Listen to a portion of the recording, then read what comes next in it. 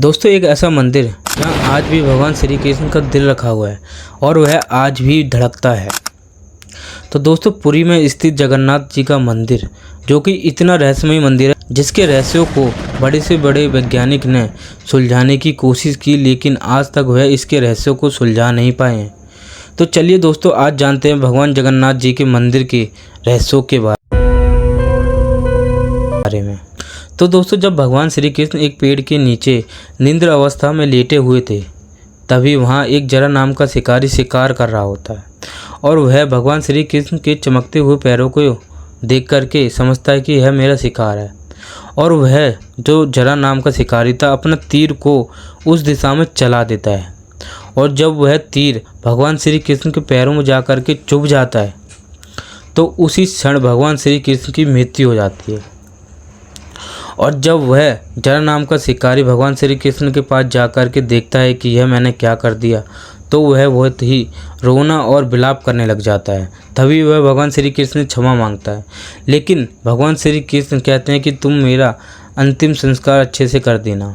और जब जरा नाम का शिकारी भगवान श्री कृष्ण का अंतिम संस्कार कर देता है तो उसके बाद भी वहाँ एक चमकती हुई चीज़ रह जाती है, जिसको लेकर के जरा नाम का शिकारी हर जगह भटकता है, लेकिन उसे कुछ सुझाव नहीं आता है कि आखिरकार यह चीज़ है क्या। और वह परेशान हो कर के उस चीज़ को, जो कि भगवान श्री कृष्ण का हृदय होता है, उसे समुद्र में फेंक देता है। लेकिन तभी भगवान विष्णु अपने भक्त के सपने में आकर के कहते हैं, जो कि पुरी का राजा होता है। और जब भगवान विष्णु अपने भक्त से कहते हैं कि मैं एक लकड़ी के रूप में पास के समुद्र में ही ठहर रहा हूँ, तुम वहाँ से उस लकड़ी को लेकर के अपने महल में एक मूर्ति बनवा देना। तभी वह राजा अगले दिन पास के समुद्र में जाता है और उसे वहाँ एक लकड़ी तैरती हुई दिखाई देती है, जिसे वह अपने महल में लेकर के आ जाता है।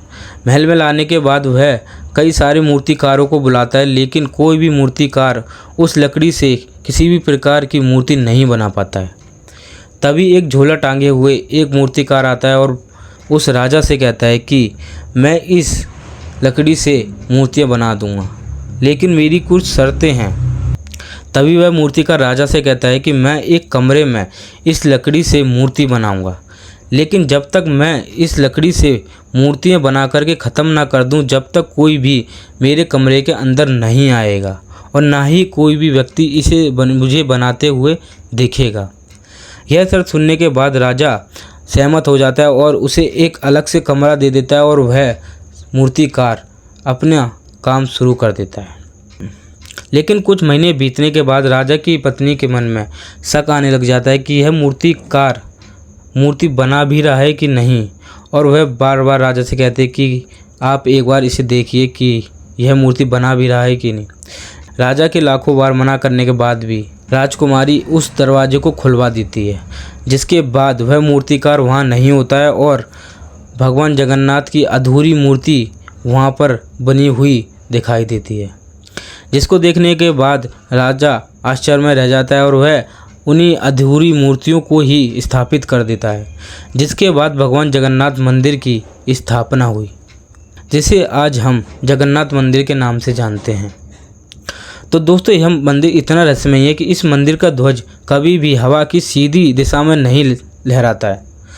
इस मंदिर का ध्वज हमेशा हवा की उल्टी दिशा में लहराता है, और यह ऐसा क्यों होता है, आज तक साइंटिस्ट भी इस बात का पता नहीं लगा पाए हैं कि इस मंदिर का ध्वज आखिरकार हवा की विपरीत दिशा में क्यों लहरता है। और दोस्तों इस मंदिर के इतने विशाल होने के बावजूद भी इस मंदिर की कभी भी परछाई नहीं बनती है, चाहे दिन हो, दोपहर हो या शाम हो, कभी भी इस मंदिर की परछाई नहीं बनती है और ना ही कोई इसे देख सकता है।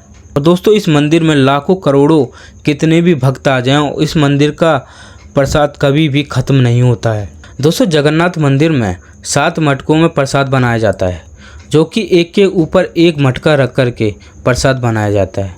लेकिन इसमें चौंकाने वाली बात यह है कि जो मटका सबसे ऊपर रखा होता है, सबसे पहले प्रसाद उसी मटके में पकता है, उसके बाद उससे नीचे वाले में, फिर उसके बाद उससे नीचे वाले में, फिर उसके बाद इसके नीचे वाले में, और आखिरी में पहले वाले मटके में।